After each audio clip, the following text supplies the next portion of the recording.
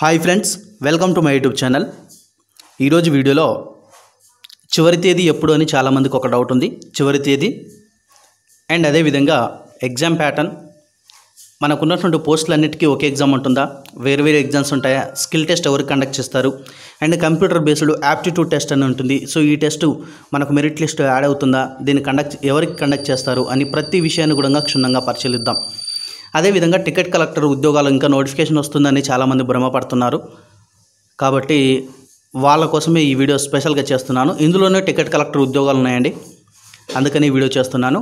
ఈ వీడియోని ప్రతి ఒక్కరు కూడా స్కిప్ చేయకుండా ఎండ్ వరకు చూడండి. ప్రతి విషయాన్ని కూడా ఎక్స్ప్లెయిన్ చేసుకుంటూ వెళ్తాను. ఇక ఆన్లైన్ అప్లికేషన్ చివరి తేదీ చూసుకుంటే, అంటే రిజిస్ట్రేషన్ మాత్రం చెప్తాను, క్లియర్గా వినండి. కంచి 31వ తారీఖు 3/3/2019 నాటికి రిజిస్ట్రేషన్ పార్ట్ అయిపోతే సరిపోతుంది. ఒకవేళ వీలు లేని వాళ్ళు, చేయలేని వాళ్ళు, తర్వాత మీరు పేమెంట్ చేసుకోవడం కోసం వచ్చే నెల 4వ నెల 5వ తారీఖు నైట్ 11:59 వరకు మీరు పేమెంట్ చేసుకోవచ్చు. ఆన్లైన్ పేమెంట్ కావచ్చు, ఎస్బీఐ చలాన్ కావచ్చు, పోస్ట్ ఆఫీస్ చలాన్ కావచ్చు. ఈ చలాన్స్ అన్నీ కూడా మీరు పేమెంట్ చేయడం కోసము 5వ తారీఖు 4వ నెల 2019 నైట్ 11:59 వరకు ఆన్లైన్ నెట్ బ్యాంకింగ్కి అవకాశం ఉంది. ఎస్బీఐ చలాన్ అయితే 15 అవర్స్ అంటే మధ్యాహ్నం 3 గంటల వరకు అవకాశం ఉంది. పోస్ట్ ఆఫీస్ చలాన్ కూడా 5వ తారీఖు 4వ నెల 2019 మధ్యాహ్నం 3 గంటల వరకు అవకాశం ఉంది. And final submission of application, మీరు అప్లికేషన్ సబ్మిట్ చేయడం కోసం మీకున్నటువంటి టైం లిమిట్ చూసుకుంటే 12/4/2019 చివరి తేదీ నైట్ 11:59 వరకు మీరు సబ్మిట్ చేయొచ్చు. మనకు first stage computer based test చూసుకుంటే మనకు జూన్ టు సెప్టెంబర్ మధ్యలో ఉండే అవకాశం ఉంది. సో మనకు చాలామంది అప్లై చేస్తారు. వచ్చే అప్లికేషన్స్ని బట్టి నాకు తెలిసి జూన్ ఎండింగ్లో లేదా జూన్ స్టార్టింగే ఉండొచ్చు, లేదా జూన్ ఎండింగ్ ఆర్ జూలైలో కూడా ఉండొచ్చు, లేదా ఆగస్టులో కూడా ఉండొచ్చు. వాళ్ళు పెట్టే విధానాన్ని బట్టి ఉంటుంది. కాకపోతే మీరు జూన్లో ఎగ్జామ్ ఉన్నట్టే ప్రిపేర్ కాండి ప్రతి ఒక్కరు కూడా. అండ్ ఇక్కడ చూసుకుంటే టికెట్ కలెక్టర్ ఉద్యోగాలు ఎక్కడ ఉన్నాయని మీకు చూపిస్తున్నాను. ఇక 12th బేస్ మీద అప్లై చేసే వాళ్ళకు 5వ పోస్ట్ ఉంది చూడండి, కమర్షియల్ కమ్ టికెట్ క్లర్క్. ఇవి టికెట్ క్లర్క్ అన్నా టికెట్ కలెక్టర్ అన్నా ఒకటే. ఈ ఉద్యోగాలు టికెట్ కలెక్టర్ ఉద్యోగాలు. ఇంట్లో శాలరీ చూసుకుంటే మనకు 7th CPC ప్రకారము లెవెల్ 3 ప్రకారం మనకు కట్టించడం జరుగుతుంది. 21,700 రూపాయల శాలరీ ఉంటుంది. అండ్ ఇక్కడ 4,940 పోస్టున్నాయి. చూడండి, చాలామంది ఏమనుకుంటున్నారంటే ఒక పోస్ట్కి అప్లై చేస్తే సరిపోతుంది, టికెట్ క్లర్క్ ఇంట్రెస్ట్ ఉన్న వాళ్ళు ఒక పోస్ట్ అప్లై చేసుకొని ఊకుందాం అనుకుంటున్నారు. లేదండి, ఇంటర్బేస్ మీద అప్లై చేసినప్పుడు మీకు అవకాశం ఉన్నప్పుడు వదిలిపెట్టొద్దు. మీకు ఆ పోస్ట్ రాకపోతే మీకు జాబ్ రాకుండా వెళ్ళిపోతుంది. కాబట్టి ఇంటర్బేస్ మీద అప్లై చేసుకునే వాళ్ళందరూ కూడా ఈ 5 రకాల పోస్టులకు అప్లై చేసుకోండి. కమర్షియల్ కమ్ టికెట్ క్లర్క్ ముందు ఇచ్చుకోండి. మీకు ఈ టికెట్ క్లర్క్ ఉద్యోగం అంటే ఇంట్రెస్ట్ ఉంటే ముందు దీనికి ఆప్షన్ ఇచ్చుకోండి. తర్వాత ఈ మిగతా పోస్టులో కూడా అప్లై చేసుకోండి. డిగ్రీ మీద అప్లై చేసే వాళ్ళు కూడా మీకు ఉద్యోగం అదేవిధంగా ఉన్న వేకెన్సీలను ఆధారితంగా తీసుకొని మీ కమ్యూనిటీ వైజ్గా, అంటే మీ క్యాస్ట్కు ఎన్ని వేకెన్సీలు అవన్నీ అంచనా వేసుకొని మీరు అప్లై చేసే జోన్ అంచనా వేసుకొని మీరు పోస్ట్ ప్రిఫరెన్స్ ఇచ్చుకునేటప్పుడు ఇచ్చుకోవాలి. కానీ అన్ని ఉద్యోగాలకు అప్లై చేయండి, ఒకే ఉద్యోగానికి అప్లై చేయొద్దు దయచేసి. చాలామంది ఏమంటున్నారంటే ఆ ఒక్కటి అప్లై చేసుకుంటే సరిపోతుంది కదా అనుకుంటున్నారు. అలా కాదు, మీకు అవకాశం ఉంది కాబట్టి అన్నిటి కూడా అప్లై చేసుకోండి.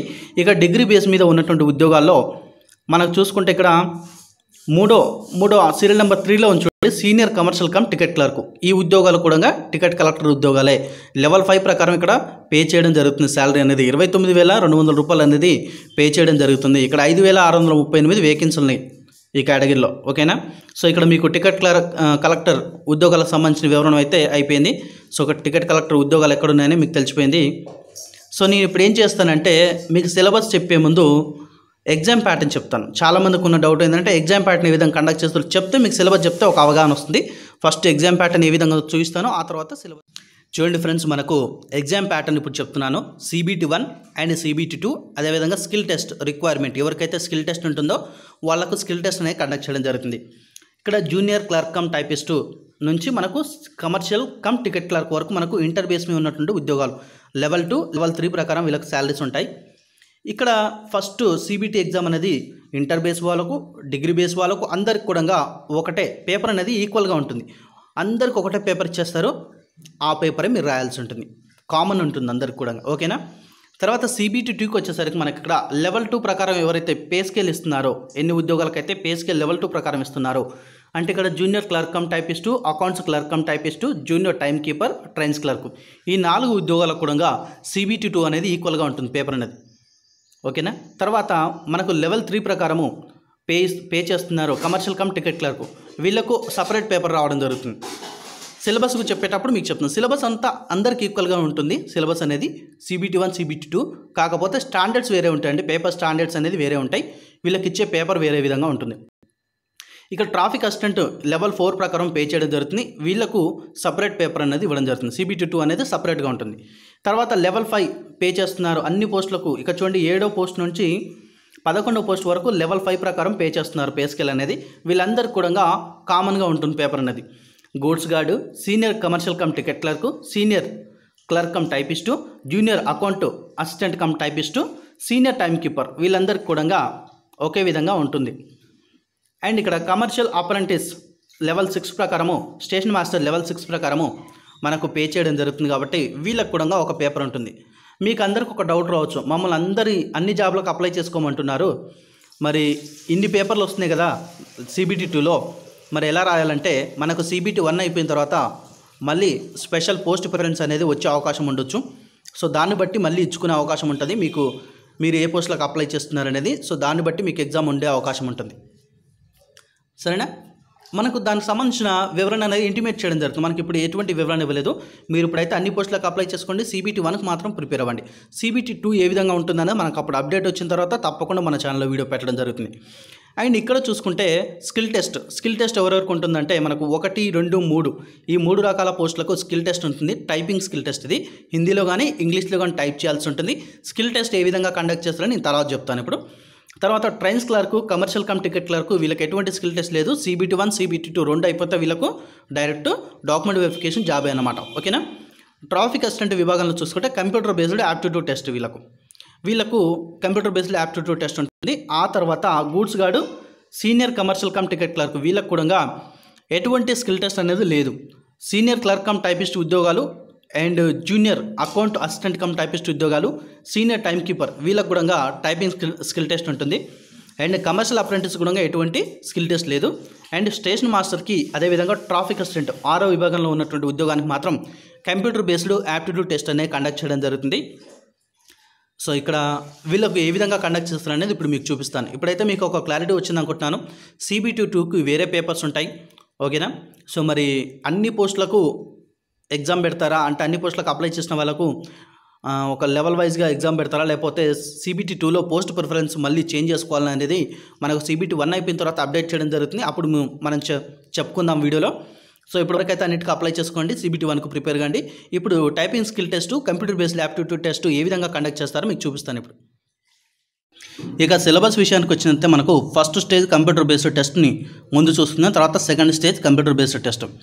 ఇక్కడ చూసుకుంటే మనకు 90 నిమిషాల ఎగ్జామ్ అనేది ఉంటుంది. జనరల్ అవేర్నెస్కి వెళ్ళి 40 ప్రశ్నలు, మ్యాథమెటిక్స్కి వెళ్ళి 30, జనరల్ ఇంటెలిజెన్స్ అండ్ రీజనింగ్కి వెళ్ళి 30, మొత్తం 100 ప్రశ్నలకు గాను ఈ యొక్క ఎగ్జామ్ అని కండక్ట్ చేయడం జరుగుతుంది. ప్రతి నెగిటివ్ మార్కింగ్ అంటే ప్రతి ప్రశ్నకు రాంగ్ ఆన్సర్ ఇచ్చినట్టే మీకు 1/3 అనేది నెగిటివ్ మార్కింగ్ ఉంటుంది. ఇక్కడ PWD క్యాండిడేట్స్ అయినట్లయితే వీళ్ళకు 120 నిమిషాలు అనేది టైం లిమిట్ అనేది ఇవ్వడం జరుగుతుంది. సో ఇక్కడ మ్యాథమెటిక్స్ చూసుకుంటే మనకు number system, decimals, fractions, LCM, HCF, ratio and proportions, percentage, mensuration, time and work, time and distance, simple and compound interest, profit and loss, elementary algebra, geometry, trigonometry, elementary statistics etcetera. So ఈ టాపిక్స్కి వెళ్ళి మీకు mathematics అనేది cover కావడం జరుగుతుంది. ఒక మంచి book తీసుకోండి అని నేను బుక్స్పై వీడియో పెట్టాను. ఆ వీడియో కూడా డిస్క్రిప్షన్లో ప్రొవైడ్ చేస్తున్నాను. అండ్ మీకు ఏం చెప్తున్నానంటే ఇక్కడ ఎలా అప్లై చేయాలని 2 వీడియోలు ఇచ్చాను. ఒకటేం ఫస్ట్ పార్ట్ ఇచ్చాను. నెక్స్ట్ పార్ట్ ఏంటంటే మనకు పేమెంట్ కానించి ఏ విధంగా అప్లై చేయాలో మొత్తం కూడా సెకండ్ పార్ట్ ఇచ్చాను. 2 వీడియోలు ఇచ్చాను. 2 వీడియోలు కూడా డిస్క్రిప్షన్లో ఇస్తున్నాను. అక్కడ నుంచి చూసి అప్లై చేసుకోండి నీట్గా. అండ్ బుక్స్ కూడా నేను చెప్పినటువంటి బుక్స్ కొనుక్కోండి. ఇక తర్వాత వచ్చేసరికి మనకు జనరల్ ఇంటెలిజెన్స్ అండ్ రీజనింగ్ సంబంధించిన బుక్ కూడా ఒకటి ఇచ్చాను నేను. సో రీజనింగ్, మ్యాథమెటిక్స్ పర్ఫెక్ట్ అయితే మీకు 60 మార్కులు ఈజీగా వచ్చినట్టే. ఇక జనరల్ అవేర్నెస్కి వచ్చేసరికి మీకు current events of national and international importance ఇది ఒక topic. Games and sports, art and culture of India, Indian literature, moments and places of India, general science and life science up to 10th CBSE వరకు ఈ general సైన్స్కి వెళ్ళి మీకు రావడం జరుగుతుంది. తర్వాత history of India and freedom struggle, physical, social, economical, geography of India and world, ప్రపంచం యొక్క ఫిజికల్, సోషల్, జియోగ్రఫీ కావాలి మనకు. ఓకేనా? ఇండియా అండ్ వరల్డ్ జియోగ్రఫీ చదవాల్సి ఉంటుంది. ఇండియన్ పాలిటీ అండ్ గవర్నెన్స్ చదవాల్సి ఉంటుంది. And general scientific and technological developments including space and nuclear programme of India, UN and other important world organisations, environmental issues concerning India and world at large, basics of computers and computer applications, common abbreviations, ఇవన్నీ కూడా ప్రతి టాపిక్కి వెళ్ళి మనకు ప్రశ్నలు అనేవి రావడం జరుగుతుంది. So కాబట్టి ముఖ్యంగా మీరు చదవాల్సిన టాపిక్స్ ఏంటంటే కరెంట్ అఫైర్స్ అట్లీస్ట్ ఒక 8 months లేదా 10 months నుంచి మీరు కవర్ చేస్తే సరిపోతుంది. అండ్ ఇంకొక విషయం ఏంటంటే జనరల్ సైన్స్ చదవాలి, హిస్టరీ చదవాలి, ఇండియన్ వరల్డ్ జియోగ్రఫీ చదవాలి, ఇండియన్ పాలిటీ చదవాలి. ఆ తర్వాత మనకి ఇచ్చినటువంటి కంప్యూటర్ అప్లికేషన్స్ ఇవన్నీ కూడా జనరల్ అవేర్నెస్ కింద మనకు ఒక బుక్ అనేది దొరుకుతుంది. వేరే మార్కెట్లోకి సరే నేను చెప్పినటువంటి బుక్స్ అయినా సరే తీసుకోండి. సో వాటి నుంచి కూడా చదువుకోండి. జనరల్ అవేర్నెస్ పైకి నేను చెప్పినటువంటి బుక్స్ చదువుకోండి.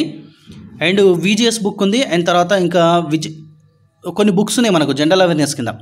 అయితే మనకు ఎక్కువ నేషనల్ ఇంటర్నేషనల్ ఇంపార్టెన్స్ మీద ప్రశ్నలు రావడం జరుగుతుంది. ఇది సెంట్రల్ గవర్నమెంట్ జాబ్స్ కాబట్టి నేను ఆ బుక్స్ సజెస్ట్ చేయలేదు అనుకుంటాను. సో ఇండియన్ ఎకానమీ కూడా చదువుకోవాలండి. సో వీటిపైకి వెళ్ళి మనకు టాపిక్స్కి వెళ్ళి కవర్ కావడం జరుగుతుంది జనరల్ అవేర్నెస్ మీద. సో ముఖ్యంగా మీరు ఎక్కువగా కేర్ చేయాల్సిన టాపిక్స్ 2 చెప్తున్నాను, mathematics and general intelligence and reasoning బాగా కవర్ చేస్తే మీకు 60 మార్కులు వచ్చే అవకాశం ఉంది. 40 మార్కులకి వెళ్ళి అట్లీస్ట్ ఒక 20-25 మార్కులైనా క్రాస్ చేస్తే మీరు CBT1 ఈజీగా వచ్చేస్తారు. ఎందుకంటే నెగిటివ్ మార్కింగ్ ఉంది కాబట్టి ఈజీగా మీరు CBT1 క్రాస్ చేస్తారు. CBT2కి వచ్చిన తర్వాత ఇక్కడ మెరిట్ లిస్ట్ని బట్టే షార్ట్ లిస్ట్ చేయడం జరుగుతుంది CBT2కు.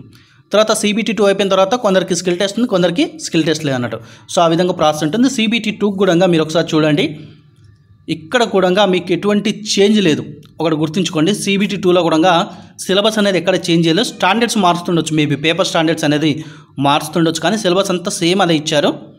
సో మీరు ఒకే సిలబస్ ఉంది, కాకపోతే హార్డ్ వర్క్ ఎక్కువ చేయాల్సి ఉంటుంది వీటిపైన. అండ్ జూన్ అన్నారు కానీ జూలై వరకు మనకి ఎగ్జామ్ ఉండే అవకాశం ఉంది కాబట్టి ఈ ఎగ్జామ్ సాధించాలంటే మీరు బాగా కష్టపడాలి. బుక్స్ అనేవి తీసుకోండి. నేను చెప్పిన బుక్స్ తీసుకోవడంతో పాటు మీరు కూడా కొన్ని విషయాలని అబ్జర్వ్ చేసుకొని మీకు దొరికినటువంటి మెటీరియల్స్ అనేది తీసుకోండి. ఫర్ ఎగ్జాంపుల్ కంప్యూటర్ అప్లికేషన్స్ కావచ్చు, కంప్యూటర్స్ కావచ్చు, అండ్ కామన్ అబ్రివేషన్స్ కావచ్చు, ట్రాన్స్పోర్ట్ సిస్టమ్స్ ఇన్ ఇండియా, వీటిని మీరు నెట్లో సెర్చ్ చేసినా మీకు డాటా దొరుకుతుంది. వాటన్నిటిని కూడా మీరు అన్నీ తెలుసుకొని చదువుకుంటే మంచిదని నా ఒపీనియన్. సో ఫ్రెండ్స్, ఇది ఈ వీడియోకి సంబంధించిన ఇన్ఫర్మేషన్. అండ్ టికెట్ కలెక్టర్ ఉద్యోగాలని ఎదురు చూసే వాళ్ళకు కూడా దయచేసి ఈ వీడియో షేర్ చేయండి.